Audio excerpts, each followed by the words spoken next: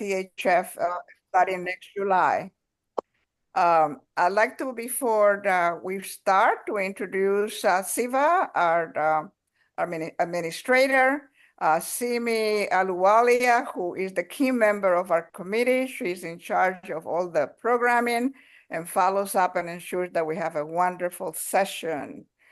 I believe we have Meet Brock here, who's also a member of our virtual travel committee. And if we have two screens. Oh, wow, this is really great. So yeah, 34, 35 I am not now. sure, am I missing anybody else? I also want you to introduce as a featured member in our leadership.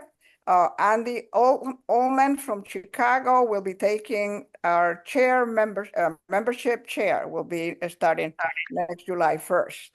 So thank you, Andy, for offering to be part of the leadership of the organization.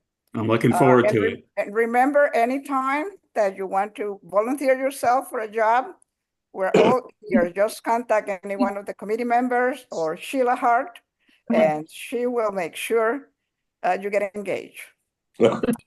So with this, a couple of housekeeping things. Please mute yourself, or we will mute you during the presentation because we do want to listen to Heather. Please, if you have a question or a comment, refrain to do anything during the presentation. Put it in the chat, and someone will be monitoring the chat because we do have a larger number of participants.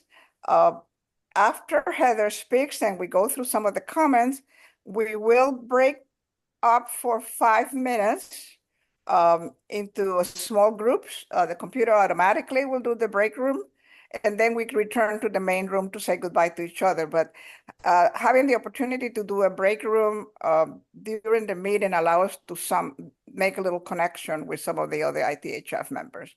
So with that, I pass to Simi. Hello, everybody. I guess I am muted. Am I muted? No. Okay. No. So it's my great honor to introduce Heather McInally to you. And just as a background, I had met Heather 2 years ago, and she was talking about how wonderful Scotland was, and she hoped that people would visit. And I said, would you like to do a presentation to our ITHF members?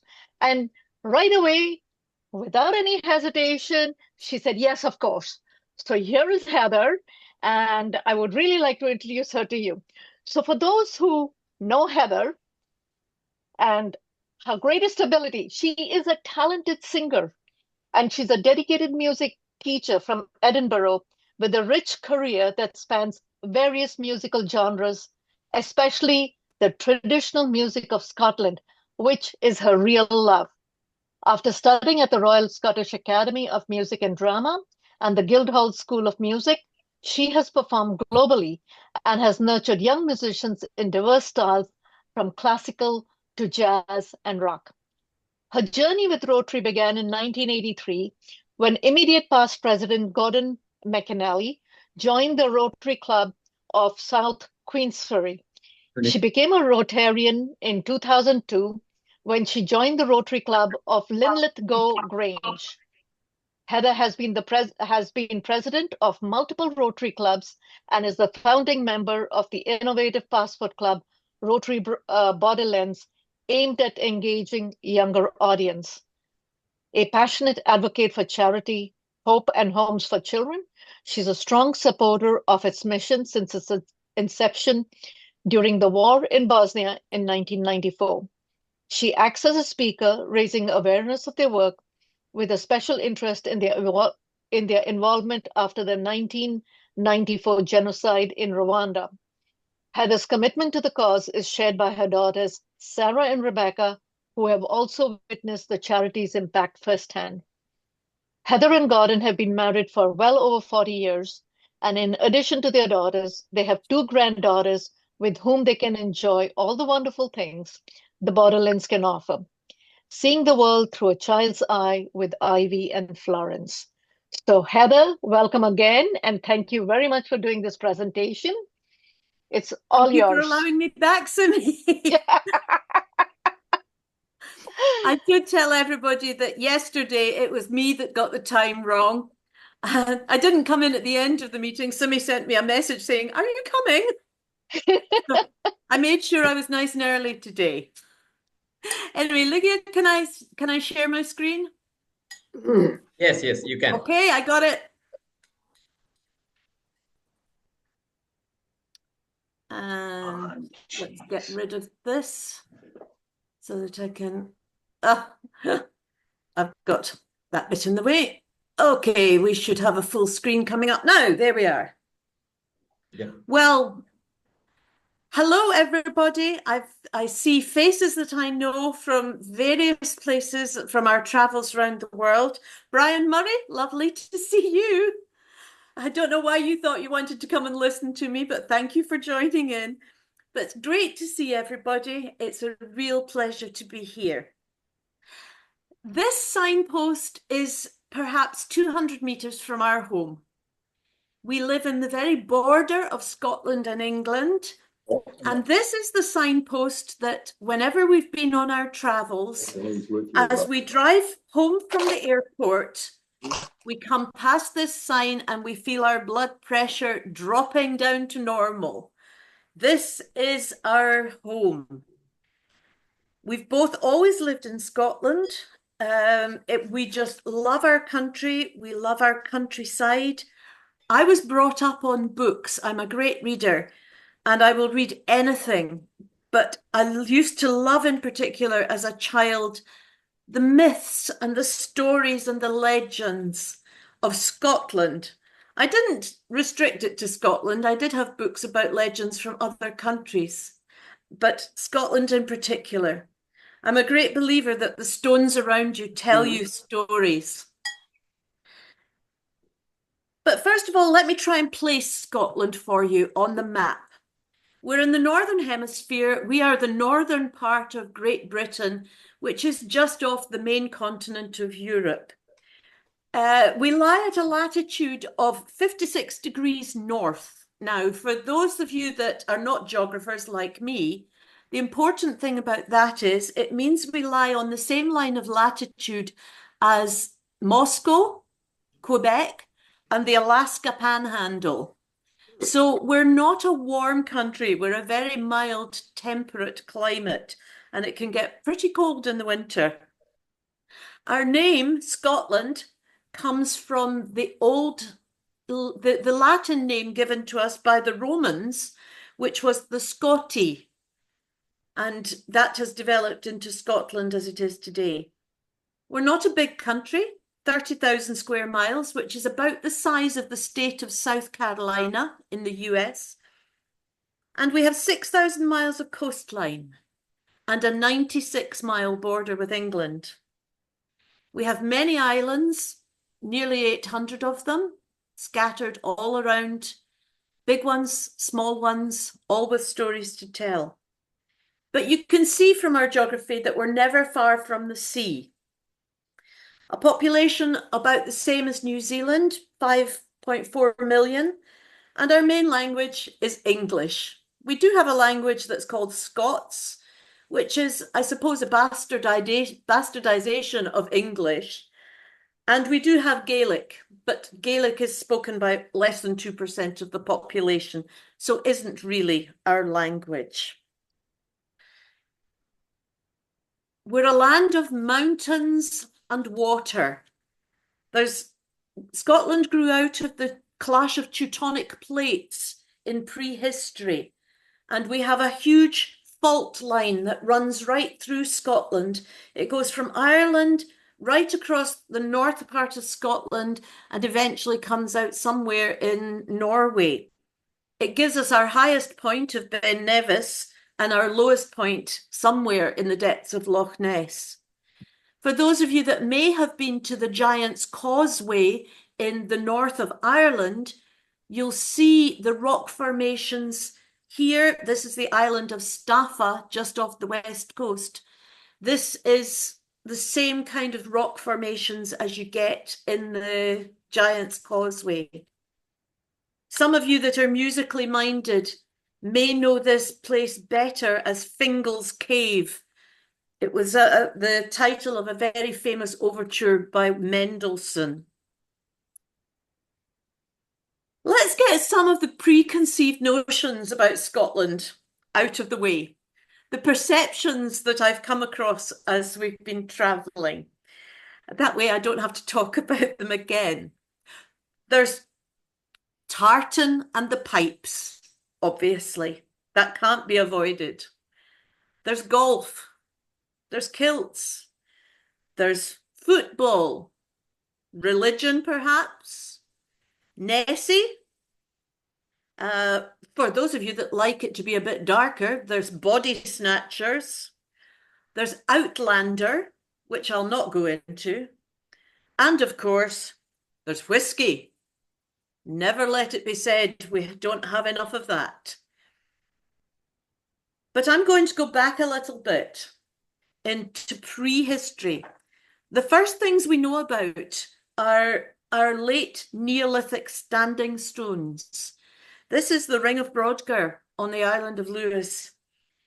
9,500 years ago, we have the first stone dwellings here in Scotland, when Scotland was still joined on to Europe by a big land mass that went across the whole of the North Sea.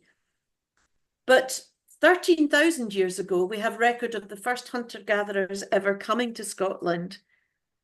And for some reason, these people put up these stones. Now, this is where you start seeing where the mythical and the legend comes into it, because we don't know what these stones were for. We will never know, probably. They are to be found all over the world, but they are very common in the Celtic countries. Scotland, Ireland, and down into the north of France. You can see they're fairly solid, big things of granite.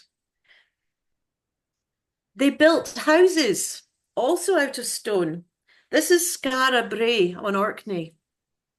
This was a collection of dwellings that were built completely out of stone. Everything, the beds, the dresser, the table, all built from stone, because there was no trees, so they just built it in stone and put turf over the top.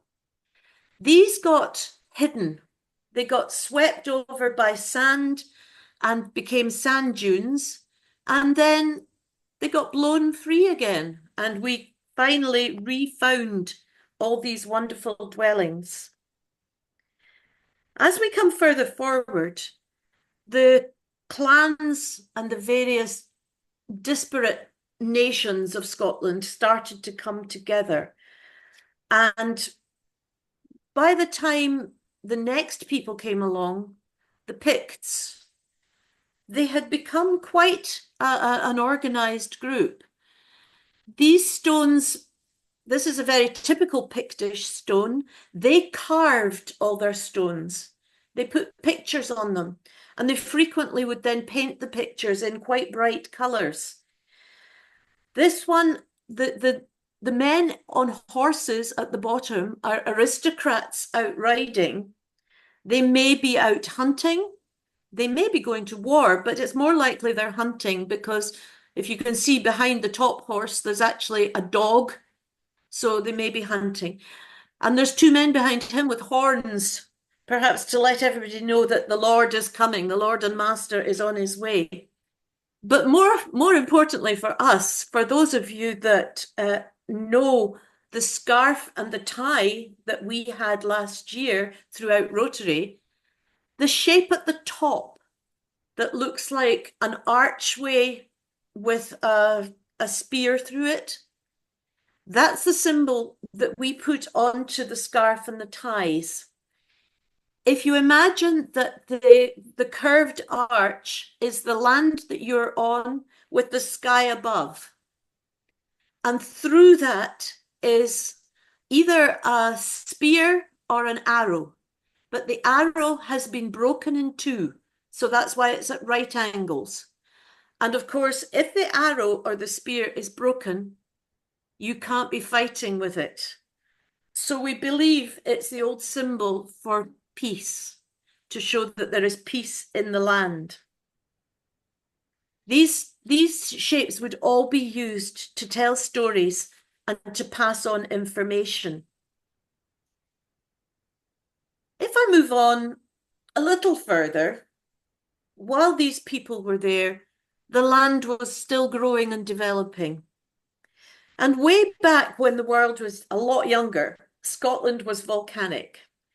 We still have remnants of it everywhere. As anybody who has been to Edinburgh, if you have seen Arthur's Seat, the mountain towering over the town, over the city, or even just the rock that the castle sits on, these are volcanic, the remnants of the volcanic age. Our mountain ranges were all formed by it. There's the Grampians, Cairngorms, the Cuillin Skye. And this is Skye, a particular rock formation, which is quite famous now because it's been in so many different films and television programs. But it's called the Quairang. There are various stories about the Quairang. I'll tell you one of them just so that you can get an idea of the kind of stories that we love. It's said on Skye that the mountain range was formed by giants, a family of giants who used to fight all the time. They would fight each other and they would throw huge big rocks at each other, and they would scoop up bits from the bottom of lochs and fling them at each other. And one of them was killed fighting with his brothers. And they just left his body to lie on the mountains where he died. And gradually, over the years, his body was covered up by the soil and by other rocks falling on it, until nothing was left but this one bit sticking up into the air. Now, this is when you can decide for yourself. If you're very polite, it's said that all that is left of the giant sticking up into the air is his thumb. If you're not so polite, you might go with the belief that it's another part of his anatomy altogether, sticking up towards the sky forever. If we go on further, we come to the outer islands. Skye is the larger of the outer islands on the west coast, but there are many small islands on the west coast, and it's one of our most scenic areas. This is just off a little village called Applecross, just north of Skye. It's seen many sunsets like this. Part of the reason that I put this in is because although I talk about the old myths of Scotland, this may be one of the newer myths. It's not a myth, it's the truth. This was the gathering point for convoys during World War I and World War II. All the convoys heading westward towards the US, and convoys that were going to be heading north and up towards Russia through the northern straits, would gather among these islands where they were safe and secure from U-boats. And when they were all gathered together, then they would go off. If you want to see scenes like this, I recommend you try the North Coast 500. It's a route that takes you right round the very north coast of Scotland. And believe me, it's well worth doing. But I suggest that if you do it, you go by car. There's plenty of places to stay. It's quite difficult on some of the roads, which are very small, taking a camper van or a caravan. It's better just to go by car or perhaps by coach if you're on a tour. If we come a bit further south on the islands, we reach the islands of Iona. Now, Iona is the home of our Christianity. In 563, a saint, Saint Columba, came from Ireland. And the story is that he rowed across the Irish Sea from Ireland on a very tiny boat called a coracle. And this was the first place that he reached that he couldn't see Ireland anymore. There are places in the south of Scotland that you can just look out and you can see the north of Ireland. And this was the first place he reached that he couldn't see Ireland. The original Celts were pagan. They had a druidic faith. And when he arrived in 563, he brought Christianity. The land was given to him by a cousin of his, and he came mainly to convert the Pictish people who had made the wonderful standing stones with all the carvings. Just a little story. Columba was supposed to have been on the mainland, traveling towards Inverness with a number of his followers, when they met a monster. And the monster apparently ate one of his followers. And because he did that, St. Columba banished him forever into the nearby loch, where today he's known as Nessie, our monster of Loch Ness. Believe that one if you will. But the Picts that Columba came to convert, he also made use of their faith. This is now a Pictish stone that has had the addition of the Christian cross added onto it. If you look in closely, you will see it is carved just like the Pictish stones were. When faiths have converted other faiths, they've always made use of the original one to try and bring the two together. And this is in Iona Abbey itself, which is the home, as I say, of our faith. And it's one of the famous Scottish crosses. The views up there from beaches are all magnificent. Don't have everybody tell you that the weather is atrocious, because you can see we have wonderful, wonderful days where you can't, I don't think you can beat it. It's just magnificent. And in fact, so magnificent that I've put in a picture of the Bahamas just to confuse you. This isn't the Bahamas, it's the Isle of Harris, and it's Luscantire Beach. We have many beautiful beaches, white sand, absolutely pure. If any of you have seen Local Hero, the film, you will have seen some of them. But always bear in mind, our temperatures are cooler and the sea is quite cold. We have lots of surfers come, but they always have to wear wetsuits. It's not going to be a warm pursuit. Because of the weather, our people always lived for the weather. They built their houses to withstand the weather. This one has been altered very slightly from its original because it's had a tin roof put on to replace the original turf roof. And I think possibly the window has been expanded a little to let some light in. We would have called these black houses. They wouldn't be beautifully whitewashed as this one is. But they were called black houses because they were so dark inside. The animals would live inside with you. There was no chimney.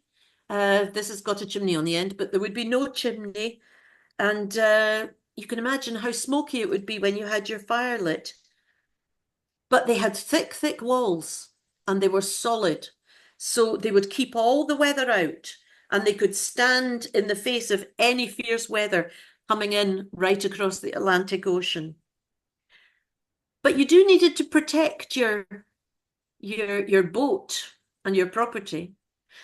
And I just love this little harbour. It's not far from where we live. It's on the east coast of Scotland. And you can see this tiny little harbour is 12 feet wide by 20 feet long. Now that is, oh hell, I've got to work that out. 4 meters by 5 meters, something like that. The rock out in the sea is called the Bass Rock. It's a bird sanctuary and a lighthouse. It can be quite difficult to get to, although it looks very calm there. The seas around the rock itself are frequently quite difficult. But it's appeared in many novels by some of our most famous writers, Robert Louis Stevenson or Sir Walter Scott. In fact, the hero in Robert Louis Stevenson's famous novel Kidnapped was for a while imprisoned on that island. It was also used as a prison in the Napoleonic Wars with France. But little cosy harbours like that are to be found everywhere on the east coast of Scotland. If you go to St Andrews and head half an hour south, you will come across a little group of villages known as the East Nook of Fife. And these were all the trading ports that used to trade with the Low Countries. Our main trade was fish and wool. And we would send that over and we would bring back wines and silks and linens. The trade with these countries has really rubbed off on our architecture in these little villages because we have a lot of crow-stepped gables, which are very, very common in Holland. This is a little village called Pittenweem, and you'll see from this cottage that the style of cottage is very different. For one thing, it's got tiled roofs. They would bring back tiles from Holland as ballast. When they had sent the ship out full, they would put ballast of tiles in it when it came back, and they used them to tile the roofs of their houses. But also you went upstairs to the house, and the animals lived down below, separate from the people. They were a bit more upmarket, I guess you might say, on the East Coast than on the West Coast. This was one of my favourite places. I used to go on holiday here when I was a small child. Every year we would go to the same fishing village where I would be allowed to go on the boats and go out with the fishermen. Not with the ones who were going on the long trips, but we were allowed to go frequently with some of the inshore fishing boats. And it was a great excitement to be allowed to go and have a trip on the boat. This is Pittenweem itself. You can see the village huddles against the shore. Again, if you've seen Local Hero, the village there is much the same. We also have a great delight in painting the cottages, beautiful colours. These ones you can't really see because it is a sunset, but they're painted pinks and blues and greens and all sorts of beautiful colours. And any of you that have been to Mull or to Skye will have been to Tobermory or Portree, where you'll have seen the same kind of thing. Let me move on. Oops, too far. This is also a fishing village. But this one for me is a lot closer to home because this is South Queensferry, where Gordon and I lived for most of our married life. It's an old fishing village that came to prominence when Queen Margaret, who was the wife of Malcolm Canmore, and if any of you have read Macbeth by Shakespeare, you will have come across Malcolm Canmore. He was our king, and in 1364, Queen Margaret founded a crossing point so that pilgrims could come from the south side of the river to the north to visit her new abbey that she had founded in Dunfermline. This made our trade absolutely wonderful. Suddenly Queensferry was on the map, and by the 17th century, it was a big trading port. It's now a small town, it's a suburb of Edinburgh, really, but it has lots of stories about war and pirates and witches and all sorts of things. But it's famous now for this old lady. This is the Forth Bridge. It's a World Heritage Site. It's a cantilever bridge, and it was built in the 1880s. This was started in 1883, and it was opened in 1890. And the trains are still running over it regularly today. All day long, the trains are going back and forward. She's a grand old lady, and we're very, very proud of her. But she couldn't take cars, and as things changed, cars came in. So in 1964, less than half a mile away, this road bridge was opened. So we've had a cantilever bridge, and we've now got a suspension bridge. I watched this one being built as a child. It was fascinating, and I couldn't understand how these men could do it. And even now, looking at film of the men who built it, it's astounding what they were able to do. The films that you see now show how things are very different as to health and safety. But now, in the 21st century, we have yet another bridge. This is a cable-stayed bridge, which we have added to the previous two. And we now have the absolute honour of, within the space of 1 mile across the river, we have 3 bridges. One from the 1800s, one from the 1900s, and one from the 2000s. 3 centuries, 3 bridges, all within a mile of each other, taking people from the south of the river to the north. We've always been good at road building and engineering. A lot of them are having to be windy because you have to match up to the terrain. And we now turn our engineering skills in different directions. This is the end of the canal, the Union Canal across the south of Scotland. And these are the kelpies. Kelpies are mythical shape-shifting water spirits who will steal you away to their watery depths with the strength of 100 horses. But don't worry, if you happen to notice that as they're taking another shape, they still have horses' hoofs, you still have time to escape. We have lots of myths about creatures like that. But I'm now going to bring you into churches. We've already seen Iona Abbey. This is the head of our church today. This is the Assembly Hall in Edinburgh. It's up on the Royal Mile, the old town, and it's the home of our church. But this is a very different one. This is on Orkney. And any of you that have seen this will know this is the Italian chapel. It was built by prisoners of war during World War II.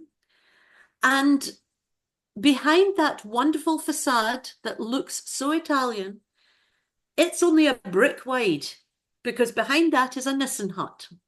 And it's all beautifully decorated inside. But they were allowed to put that up because there was no church for them. There was no Catholic church for them to carry out their services. This is our main church, St Giles, in the heart of Edinburgh. You can see how we live right by the sea. And this is one of our abbeys. We have 4 abbeys in the borderland with England: Dryborough, Jedburgh, Melrose and Kelso. Every single one of them was pulled down to ruins by King Henry VIII in an area of our battles that we call the Rough Wooing, which is a story for another day. But I have put this one in as Dryborough Abbey because very near Dryborough Abbey is the home of Sir Walter Scott, one of our most principal authors. Now, Sir Walter Scott lives in a place called Abbotsford, or used to, he doesn't now. And Sir Walter Scott, among other things, is famous for being a polio sufferer. And I just put these in because the other night we went and lit up the house itself in purple to celebrate World Polio Day. I just thought you might like to see that. That's some members of my club getting their picture taken. Our other main poet is, of course, the one that most people know, Robert Burns. He was a ploughman, he was a poet, he was a revenue officer, he was an Enlightenment man. He was much loved by the Edinburgh ladies who thought him very handsome. I'll let you decide for yourself if you think him to be very handsome. I'm now going to take you to the borders with England, and I won't spend too long on it, but the borders of England with England has been an area that has been fought over for centuries. In fact, areas of it are known as the debatable lands. Nobody knew who they belonged to. And every year in all the towns, there is a festival where a chosen person from the town would be sent out to ride the boundary of the town to make sure that nobody had encroached on their territory. And every summer at these festivals, hundreds of horse riders ride the boundaries of their towns and villages. The rides can last anything from 3 hours to 6 hours. They have a long day in the saddle through all weathers, but it's a wonderful sight to behold, a huge spectacle, and particular to the borders. So if you're ever wanting to come to Scotland and you fancy coming to see that, it's at the early part of the summer and it's well worth putting in your diary. I haven't spoken about food, and I should do, because food is important to me. I've never been known for missing when there's a meal. Edinburgh, of course, and Glasgow, all the big cities have wonderful restaurants, just like any other big city has. You will find the chains of restaurants that you can find in many other places. You will find very similar restaurants.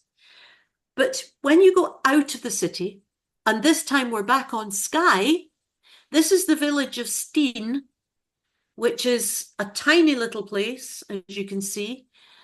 And the building on the extreme right, as you look at it, of the long row of houses, is a restaurant called the Loch Bay Restaurant. It's run by a Michelin chef who is not allowed to hold a Michelin star at his restaurant because the facilities aren't there. He doesn't even have a car park.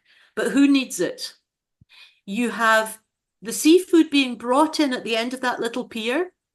So it's got about a 200-meter walk as far as the restaurant. You can't get fresher than that. Our seafood, believe it or not, is to die for. It's wonderful.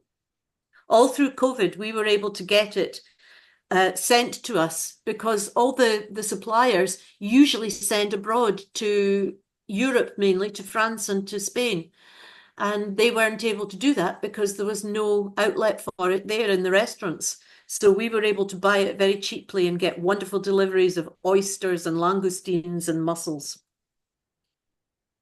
If you want something a bit more casual, you could join my husband and my younger daughter having a morning coffee at a little place in Achiltibuie, overlooking the Summer Islands, which is, as you can see, very casual, very relaxed. I don't know if you can see leaning up against the door, by the door of the cottage, fishing nets, so you can go and do your fishing, see if you can get some little fish to cook for later. Or you could head to the other side of the country, to Millport, and try a real 1950s cafe at the Ritz Cafe on Millport. Millport was another place I used to go on holiday when I was a child. And that brings me to something that I really believe in. Scots don't take themselves very seriously. This is Shetland, as far north as you can go. You can see it's very barren, very bleak up there. There's not a tree to be seen anywhere. And this is a bus stop. I would love to sit there waiting for my bus to come to take me into the town to do my shopping. I think there could be nothing better. We love to laugh at ourselves, and we are the first to poke fun at ourselves. But don't you dare poke fun at us. We don't take well to other people making fun of us. Long before Elton John came up with Crocodile Rock, we had it. We had it in Millport. I used to go there every summer, and I always thought that this really was there all the time. And it was many, many, many years later that I realized, of course, that somebody comes along every summer and paints it. But this is my favorite dentist, having a look at the crocodile's teeth. And it's really quite a high point. So on that, I'm going to leave you. I'm going to say thank you so much for listening to me. From all these boats in Shetland, you can see it's bright, it's colourful and wonderful. But thank you so much for listening to me. I have tagged on the end here a couple of slides that if you want to look back through the presentation, you'll know where the places are. But I'm more than happy to try and answer questions if you want. And if anybody wants to get in touch, I'm sure Simi or somebody would be more than glad to pass on my email address so that you can ask me any questions that way. But thanks for listening, and I'll hand back to you, girls.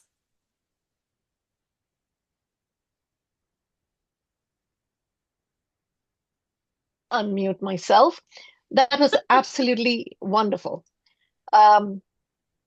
It's just such a pleasure just listening to your story. You know, you feel you're there.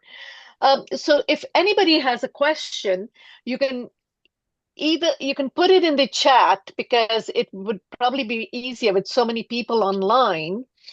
So if you've got any questions for Heather, and in the end, Heather, can I please request you for a song? You did such a wonderful job yesterday. It was lovely. Absolutely. We would love to hear you again. Linda, no, we're not, I'm afraid. I guess we'll have to join now. Yes, Linda yes. asked whether we're members. Yes, yesterday, I won't say I had my arm twisted because you're not physically here.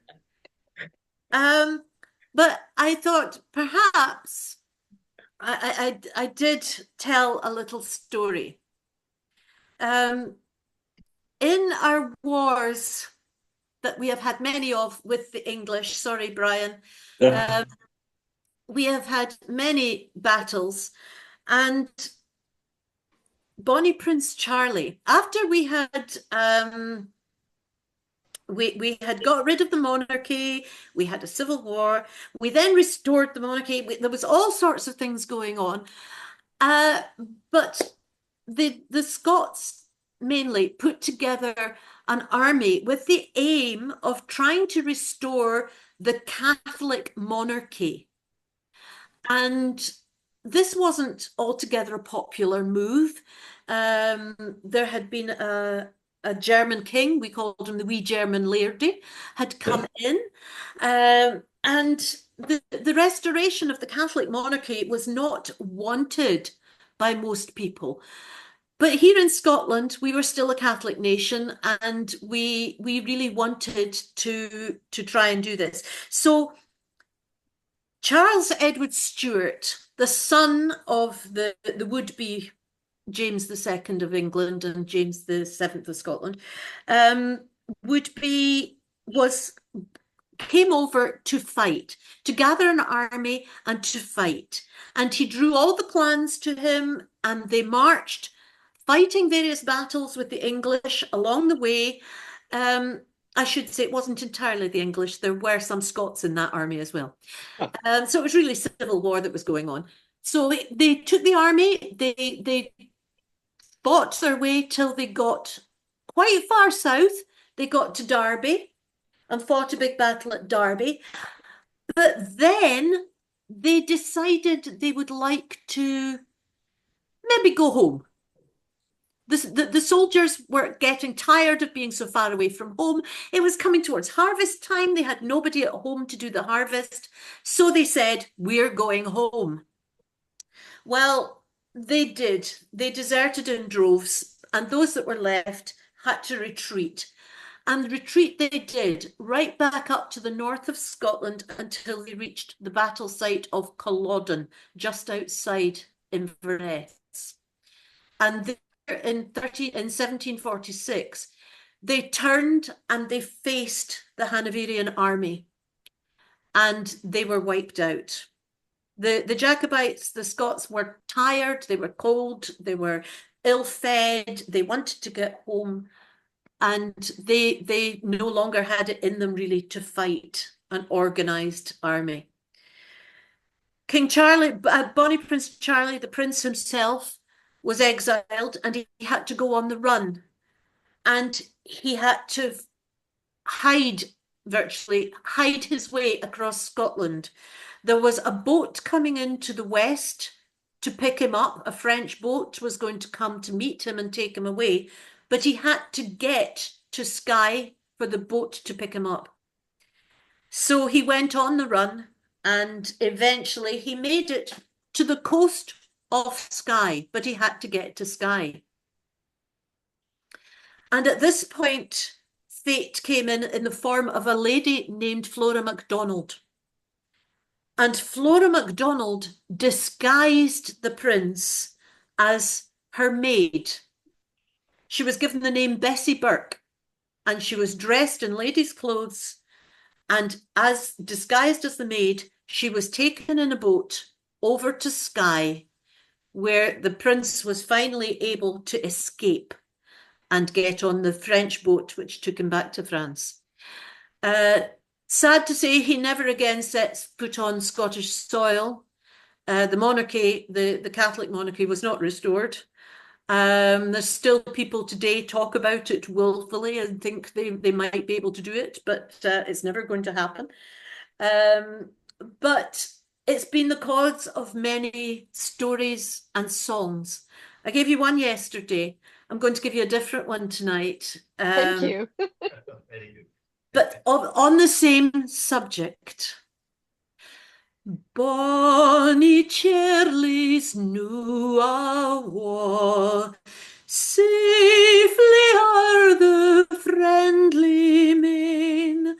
Money a heart will break in twa. Should he ne'er come back again? Will ye no come back again? Will ye no come back again? Better loot ye canna be. Will ye no come back again? Ye trusted in your Hieland men. They trusted you, dear Charlie. They kent you're hiding in the glen, death or exile braving. Will ye no come back again? Will ye no come back again? Better loot ye canna be. Will ye no come back again?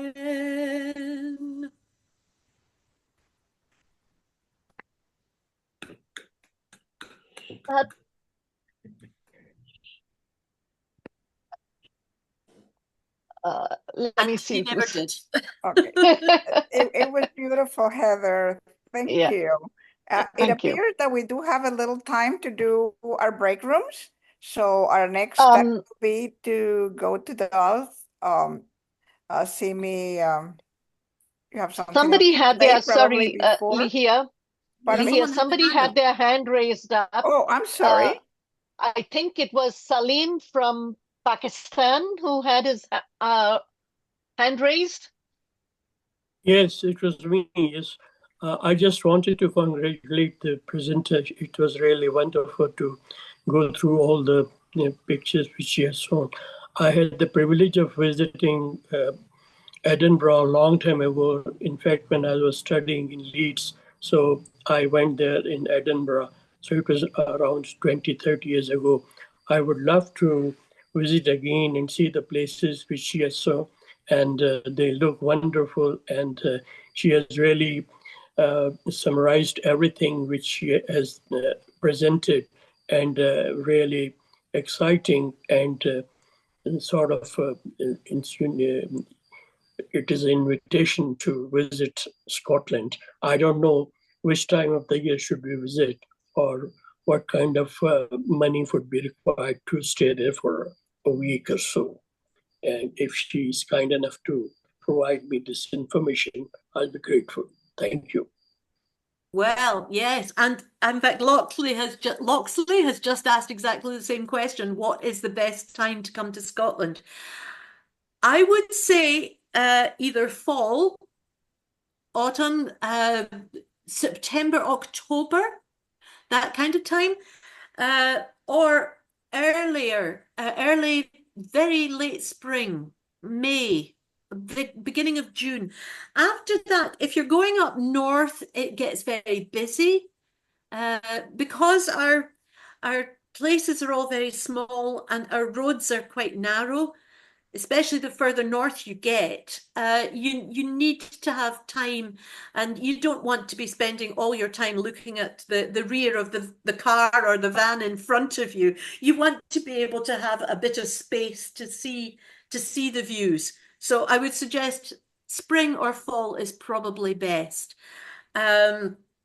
I mean, we do get nice weather in the summertime, don't get me wrong, but never expect it to be really hot. That's the only thing. Certainly not Pakistan hot, but maybe you'd be quite happy with that. Yeah. I found it incredibly hot when we were in Pakistan. Oh, yes, it's I'm not made for hot weather. How much it'll cost you is, of course, one of the moot points. You pay for your flights. It's up to you how much you want to spend. We have everything we have Airbnbs, you can have bed and breakfast, which is always very, very reasonable. We have small private hotels.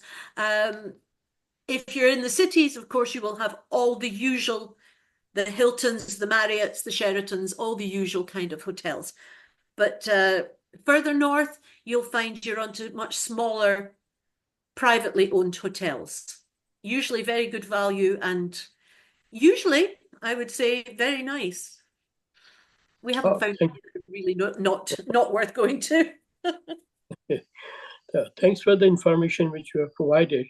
Probably it will help me to plan my travel whenever I have time and money to come there. Thank you. Heather, if it is possible, in August, yes. Heather, if it is possible for you to send me the presentation that you have, then I can take the last 2 pages. We can try and share it with the ITHF members. Well, you recorded it, so you'll have it. Okay. Oh, yeah. Okay. Yes. The paper copy. I meant the paper copy. Hi, Nancy. Thank you. Go ahead, you Nancy. You don't have a paper copy. Okay, thank you. I just talk. Okay. Heather, Nancy had her hand up. Well, Nancy, go ahead. Nancy, yeah. I'm not muted, am I? No. Okay. Heather, that was very interesting and very beautiful. And I was particularly drawn to the villages. However, I use a wheelchair. And I noticed what appeared to be cobblestone roads. So I'm curious about accessibility in Scotland. On the whole, everything is quite good for accessibility because we have quite strict laws now on accessibility. There will be some places that you can't get to just because the physical topography of the building obviously is something that can't be altered. So, but all our major sites and things, they all do whatever they can to make it possible for somebody in a wheelchair to be able to get round. The cobbles are mainly on the roads. They're not on the pavements, unfortunately. So you shouldn't have too much difficulty. And we are really quite helpful towards people that have disabilities and need that little bit of extra help. We do try. Thank you.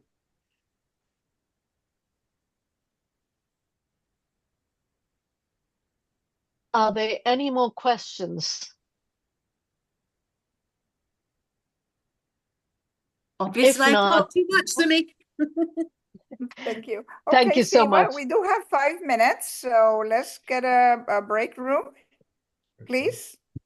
Yeah. Okay. We have 30 people. Maybe I will make it 5 rooms. Yes, please. Thank you. Okay. That gives us the opportunity to connect with at least individual few members. And you may be lucky you'll have Heather in the break room. Some people might say that's their bad luck, but never mind.